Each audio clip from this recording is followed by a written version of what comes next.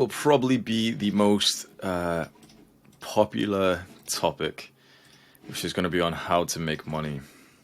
I'm going to break it down in autistic detail for everyone here. So I'm going to give you an understanding of how to make money better than you've ever had it before, in probably a 4-part series, so 4 hours of training on how to make money starting from today. We're going to start with step 1, a more powerful money mindset. This is going to cover a lot of the things that we've already spoke about recently with willpower, but it's important that we just cover it along with this so we have like a concise series for just this topic. Let's do some drawing, shall we? As always, be active in the chat. I've got it open. So if you want to like ask questions and stuff and you want to give your input, your opinions, it's always nice when students do that. So if I explain something and you have like a nice thought about it, maybe a question or anything, that helps me understand where you are at as well. So we spoke before that as a man, the journey of your life is pretty much just to try and figure out what this core desire is inside of you. There was like a reason why you were born. If we can fulfill this core desire, this purpose, this desire, this reason why we were born. I just spelled desire, bro. God damn. Desire, there you go. If you can fulfill this, apparently you get to live a very beautiful life. Pure presence, you act as love, you get to love a woman into light. This is the journey of masculinity. Issue is obviously that the modern world has put other desires around our core desire, and before you know it, your parents have told you that you need good grades, your teachers have told you that, you know, you need good grades, you should act like this, you just study fucking religious studies and geography and like whitewashed history, which makes your country seem like in a really good, you know, we've all learned different versions of history. How mad is that? Like, we've all learned that, like, oh yeah, our country did really, really well in that war. Like, they don't tell you that your country had fucking slaves, bro. So this is what your heart looks like right now. This is the reason why you were brought onto this earth, to fulfill this one core desire. And it could be to teach, it could be to help a certain kind of person, it could be to be a certain type of person, but you won't know what it is because there's these other desires, and before you know it, right now you're focused on this random business model that someone on YouTube is telling you to do, and you're trying to become a YouTuber, and you're trying to, you know, save up for a Bugatti. Now, we've covered this, but this is just important to just re-clarify. As I was writing the points for this, you know, it just hit me how sad normal life is for people when you think about the fact that this layer, let's say this outer layer right here, the most outer layer, the one that the majority of men and women focus on and spend their entire lives trying to fulfill, what is it? What is one of the biggest desires that someone might spend their entire life trying to fulfill but not even fulfill it? Exactly. Money. I would argue the majority of people will stay stuck in this desire. There's other ones as well, of course. There's, you know, they still want a social life, they still want to have sex, but this is the one where most people will dedicate the majority of their life to. And you know what the worst part about this is? They won't even fulfill it. They won't even peel back this one fucking layer. So their entire life is dedicated to making money, and they don't even accomplish that goal. Think about how sad that is. They don't even get close to navigating the purpose layers to their core desire. Just stuck on this. This is really sad, but type 1 if this is your father, your mother, everyone in your family. This layer. Not many people will ever fulfill it. Which is very, very sad, because once you do start to peel back these layers, your life really does get beautiful. Once you've peeled back the money layer, it's like suddenly you're getting physiotherapy for the knee that's had, you know, like a 2 out of 10 pain for all of your life. And you're imagining for your dad, like, you know, he had some sports injury from 20 years ago. Suddenly, after he's penetrated the money layer, if he ever does it, that's when he can, like, turn his attention to his knees, like, to his own physical body. That's when he can, like, literally, sorry for the visualization, but, like, go and get the lump on his balls checked out. It's like he's had bloody shits, bloody poops for years. But he's not going to do it when he needs to wake up early for money. Next layer for most people. And of course, the new layer gets formed above that when there's an emergency and it's like, oh yeah, doctor's telling you that, you need to get this checked out and everything. But for most people, it's just stuck like this, which I just find really super sad. And I'm very happy that we are some of the enlightened ones with the knowledge to traverse these layers. So we want to fulfill this layer. So now, I'm assuming everyone here is not going to act in the way that we'd assume, but when I speak about this on YouTube, what I'm going to say is, okay, think about all the things you want to use money for. Why do you want money? Think about the car. That's such a shit to remember. Oh yeah, the car. Think about the watch. What do you want money for? Anyone here still got, just be honest, anyone got some materialistic desires still? Just be totally honest, I've still certainly got some as well. So just, what are they? Just write them down. We got travel. I've still got them, so obviously don't pretend like, oh yeah, I'm totally, I don't have any desires. Mine is, for example, is like a nice house, big house. I'm going to have a big family, so we should have like a big house there.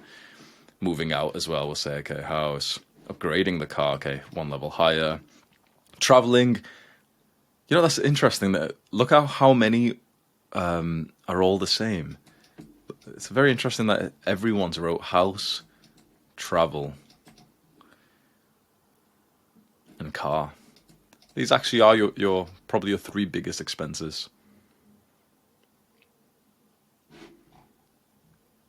Any other ones?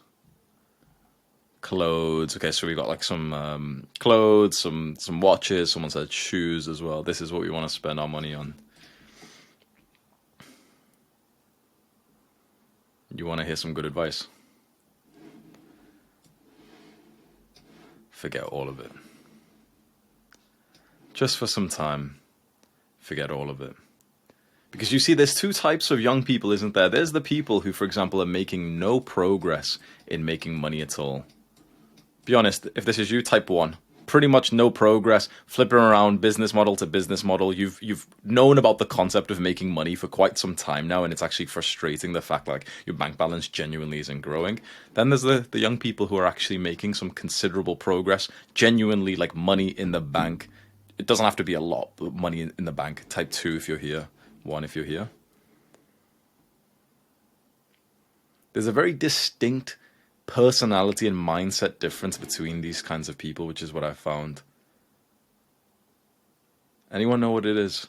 It's actually the same as the guys who repel girls away from them and the guys who attract women. What is it? There's 2 words we could add, like 1 word each we could add. Yeah, we've got one of them, neediness, Nathan said. But there's actually slightly different words we could use.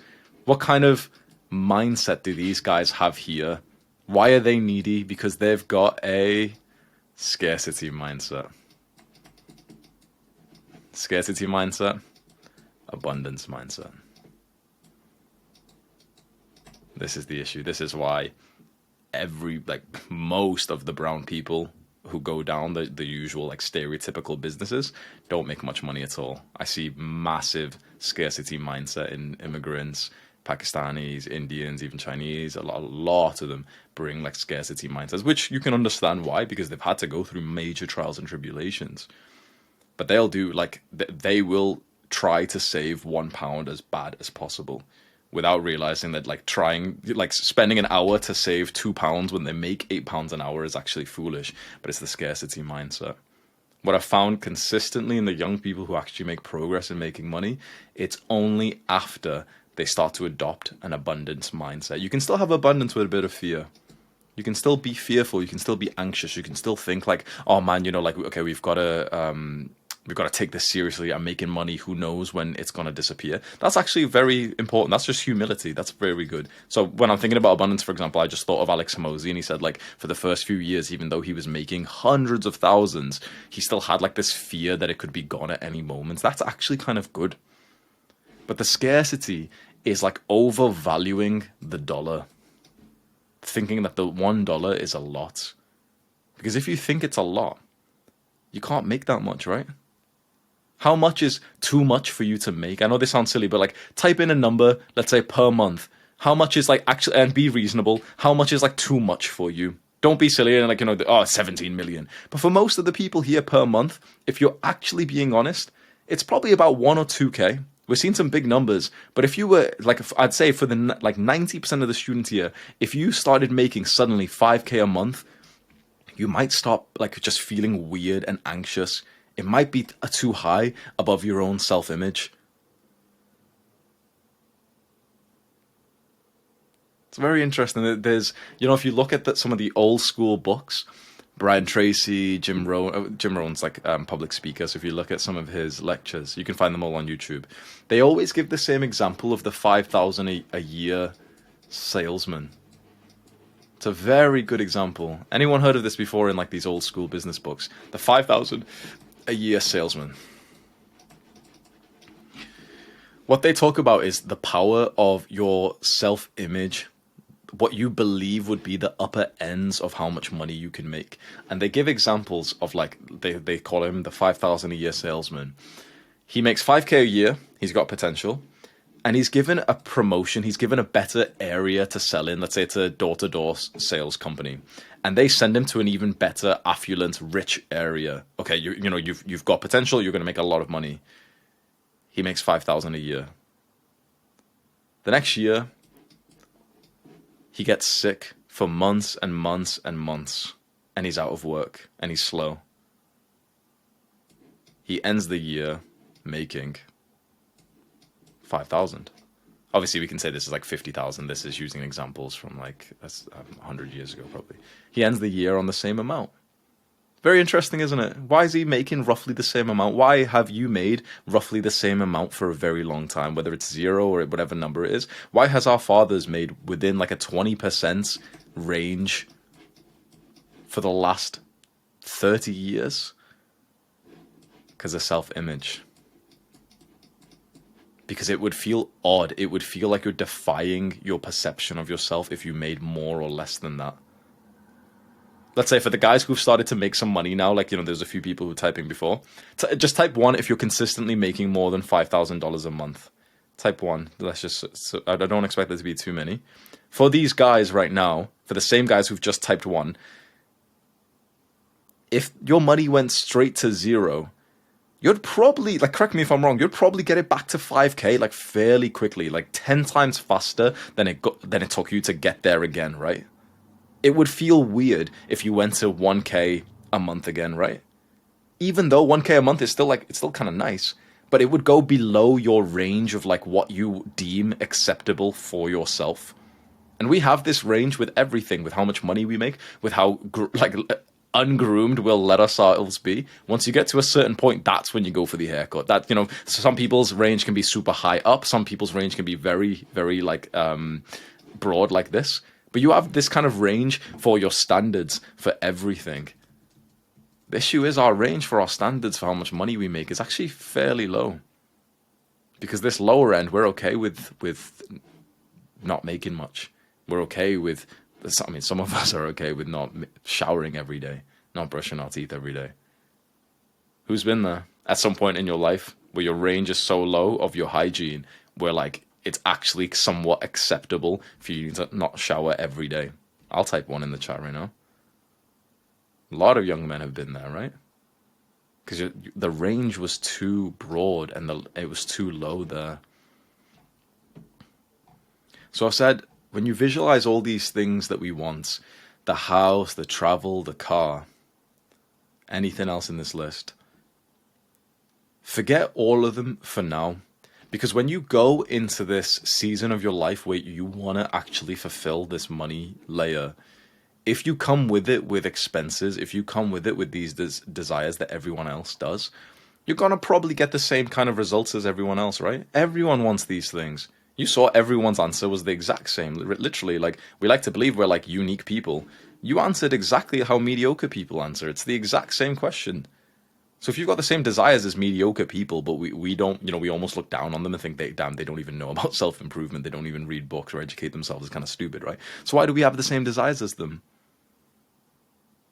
This isn't to say that we never actually want these things, But to keep them in mind right now makes you weak. It makes you need money. When you need money, when you have this scarcity mindset, that's when it becomes so much harder to make money. What you need right now, just for now, this, eventually you're still gonna, of course, buy the house. But what I'm saying is, if you destroy the desire, like this, that kind of vague goal in your mind, the vague image of your mind of like, yeah, when I make money, that's when I'll get these things. If you just destroy that and think to yourself, one of the most powerful mindsets you can have, I don't need money. If you can adopt this mindset, you will stand out. I don't need money. Now, of course, if you're in a situation where you absolutely objectively do, you're in an unsafe environment and you need like $1,000 a month to move out and stuff, fine. If, for example, your mother commutes, taking public transport to a shit job where she hates her life and $1,000 a month would change her life, then yeah, actually you 100% do. But I'm assuming that the majority of us aren't in an actual like fight or flight mode. We're just kind of like young guys, probably living at home. More money would help us, but we won't actually die if we didn't like make more money. Is that the case for most people? Type 1 if it is. Yeah, like $1,000, $2,000, $5,000 will change your life, but like no one will actually be in any kind of physical emergency reasonably because of money. Of course, things can happen anyway, but for the majority of us, I'd assume that. This was the mindset that changed it all for me. Because when I was living in the apartment before I started making videos, here I am in this little apartment. Rent is pounds is 900 a month. I need money. Weed was a 200 to 300. I need money. Snacks, I don't know, 100 a month. Deliveries, food takeout and everything, extra 100, extra 200. I need money. And this made me a weak entrepreneur. Because when you're starting out and you're trying to just make money, it is weakness. It makes you short-sighted. Imagine trying to start a diet. Like, imagine you're a fat middle-aged woman, and imagine trying to start a diet when you're ravenously hungry. Is it gonna go well? Is it? What's like you can imagine this type of woman right now. What's gonna happen? She's hungry. She's gonna eat. So congratulations, everyone who typed 1 before. You're a fat woman. You're genuinely no different. You're not that different from her. You're a fat woman who's trying to be on a diet. You're a broke guy who needs money, who acts like in this scarcity mindset towards money at this moment. So is it so difficult to think this is why you flip around from business model to business model? Who can relate to that? Business model to business model. Oh, Eman said I should do this one. Tate mentioned this one. Hamza said this one. Okay, I should do this bundle. Maybe this one. Make some progress on this one. Oh, no, this isn't working. Okay, next business model. Let's try this one. Let's try this one. Type 1 if you relate to that. Just flipping around. Maybe this idea. Or maybe it's this one. Maybe I should try this. Or, maybe this one here, YouTube. Okay, I'll do YouTube and I'll also do affiliate marketing. And then, I'll decide which one it is. This happens because you're just too obsessed with money. You're chasing the money, and money just keeps running away from you. Money's like a woman. It's like if you chase it, if you need it, it's repulsive. She'll run away.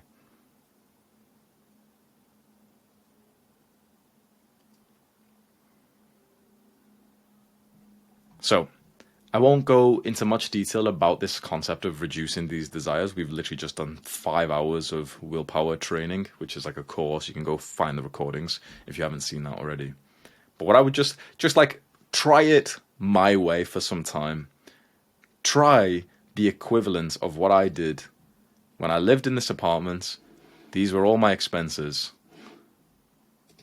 And then I gave up everything and I moved back home to my family. Expenses went to 0. I didn't need money. That is when my entrepreneurship journey, that's when the results really started coming in, not needing the money. That's when I became a strong entrepreneur. You know why? Because when I was up against other YouTubers, they needed to make money right now. I didn't. I'll just keep making better and better videos. I'd go on a one-to-one call with my fans every single day, multiple, for hours and hours a day to understand the kind of person I was trying to help. And I did it for free because I didn't need money. And this made me a ruthless, lethal entrepreneur YouTuber compared to everyone else because they needed to make money. And so for about 6 months straight, all I did was just delay gratification. Delay. Getting better and better and better and better and better. Not needing money. This right here, the equivalent for you of like moving back home with family. You might already be home with family, but there's like the next level of step that you can take to minimize your expenses at this point and with a mindset of not needing money. Can you visualize what that might be for you? What is the equivalent for you of like me moving back home? Maybe, for example, you're already at home, you don't have high expenses, but it could be, for example, that you've got a bunch of money that's going out which doesn't need to. It could be just simply the mindset that you don't need money right now. It could be not saving up for the materialistic thing that you want. You want the newest AirPods just because, I mean, the sound quality is better, but it's because they look different and you might get some more validation there. Useless subscriptions I keep forgetting to cancel. Subscriptions seem to be a big one. This isn't about like penny pinching. There's a phrase which is penny wise, pound foolish. And this refers to the people who, for example, they'll skimp out on small expenses. They'll literally go and get onto customer service with Netflix to try and get the last like $7 back that went out or something. You know what I mean? But for example, they don't know how to make more money. You don't want to be skimping. You don't want to be go into the shop that's so much further away that it takes an extra 2 hours out of your time. Or for example, let's say you don't want to go to the grocery store to buy your groceries just to save on the delivery bill if you just buy them at home. Do you know what I mean? You still want to be wise with your time and everything. But certainly one of the biggest ones for young people, which is why I suggest young people not to move out just yet, is just renting. Anyone here rent? Type 1 if you pay for rent, and type 2 if you live at home with family and you don't actually have to pay. Maybe you do give them like $100 or something, but for the guys typing 2, that's very, very powerful. Very powerful. Having experienced the difference myself, and also of course knowing that the freedom you get away from family who can be a bit toxic, and the space you get, the validation, the feeling of being mature, those things are very nice when you have your own rented apartment. But if you want to be a lethal entrepreneur, it's very difficult to do it when you're paying $400, $500, $1,000 for rents.